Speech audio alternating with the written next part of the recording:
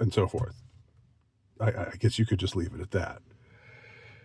Except don't leave out the and so forth. Just say, I'm sorry, this is a terrible tragedy, and just leave it at that, okay? And maybe if you can still say, yeah, I didn't agree with him on a lot of things, but I'm still sorry that this happened. Okay, it's a lie. I know you're not sorry that it happened, but just lie, okay? Or if you can't bring yourself to lie, if you can't, if that whole idea of pretending to be more charitable than you really are, if you just don't want to go through that charade at all, here's another idea. You could just not say anything. Just don't get on social media and post anything about it. Just ignore the story.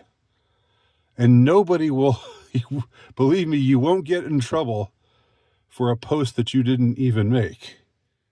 It won't happen. And I know you're fighting against your nature.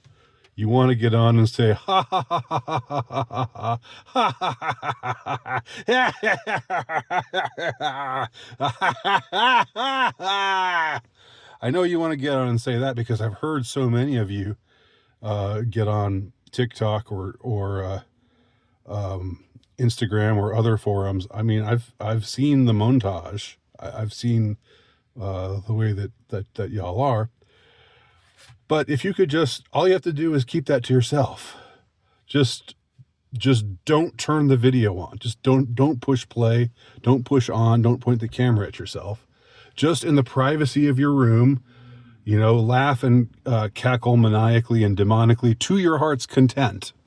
But don't post anything, and you'll still keep your job. All right? I'm looking out for y'all. And those are a couple of things that might come in handy next time. God forbid that there is a next time something like this happens.